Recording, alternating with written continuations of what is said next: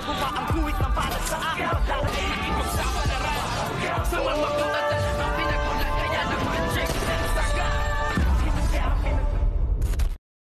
Good morning mga kachikas and welcome sa aking munting channel. Lumiliit na ng lumiliit ang mundo nitong ang si David dahil sa katotohanang natutuklasan nga ng ating bidang si Tanggol at dito naman ay dali-dali na ngang umuwi itong ang si Ramon upang kastiguhin nga si Tanggol na nagwawala nga sa Quiapo. Ngunit pagdating nga dito ni Ramon sa mansyon ng mga Montenegro ay siya rin namang pagkasalubong niya dito nga kay David na agad niya nga itong binigyan ng isang malakas na suntok na siyang ikinagulat nga nitong si David. At dito nga ay nagtanong siya kung bakit nagawa ni Ramon ang malakas na suntok sa kanya. At dito nga ay nasabi ni Ramon na kaya mo pala ako pilit na pinauuwi ay dahil meron kang balak sa San Dimas at balak mong magwala.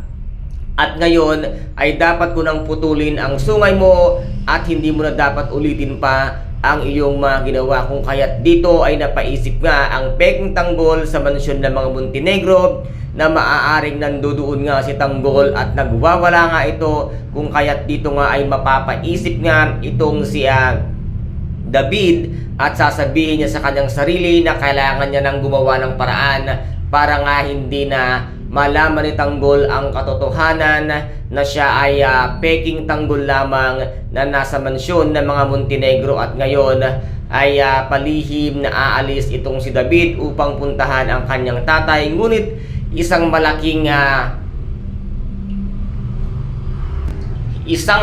sorpresa ang kanyang makikita. At makikita niya nga dito na nakabulagta ang kanyang Tatay Rigor na halos wala nang ang buhay. At dito nga ay sasabihin ng lahat na si Tanggol ang gumawa nito sa kanyang Tatay Rigor. At ngayon ay kukunin niya ang kanyang baril at hahanapin niya si Tanggol. Ngunit pipigilan siya ng karamihan at sasabing umalis na si Tanggol kasama ng kanyang grupo. At sasabihin nga dito nitong si Marites, ano kaya ang naging kasalanang malaki nitong si Rigor ngayong alam naman niya na itong ang si Tanggol ay nandoon na nga sa mansyon ng mga Montenegro at alam niya na ang katotohanan. Kung kaya't dito nga ay mapapaisip itong ang si Aling Marites kung sinong Tanggol nga ba ang nasa mansyon ng mga Montenegro. At dito nga ay sasabihin nila at malalaman nitong ang si David na kung kaya't niya nga binugbog at halos patayin na itong ang si Rigor ay dahil nga sa nalaman nitong si Tanggol na hindi siya tunay na anak nitong ang si Rigor. Kung kaya't dito ay mamumutla at mabibigla itong ang si David dahil lalo niyang maiisipan na wala na nga siyang kakampi, ay mas lumiliit pa ang kanyang mundo dahil isang araw magugulat na lamang siya. Nalaman na ni Tanggol ang katotohanan, siya ang tunay na si Jesus Nazareno Montenegro at patay ngayon ang buhay ni David dahil mismong si Tanggol ang tatapos sa kanya.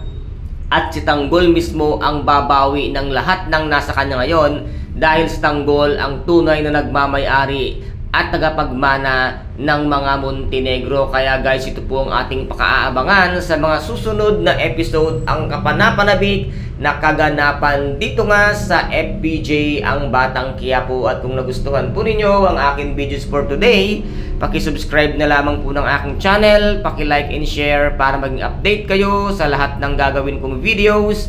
Maraming salamat po. Ingat, God bless and bye-bye!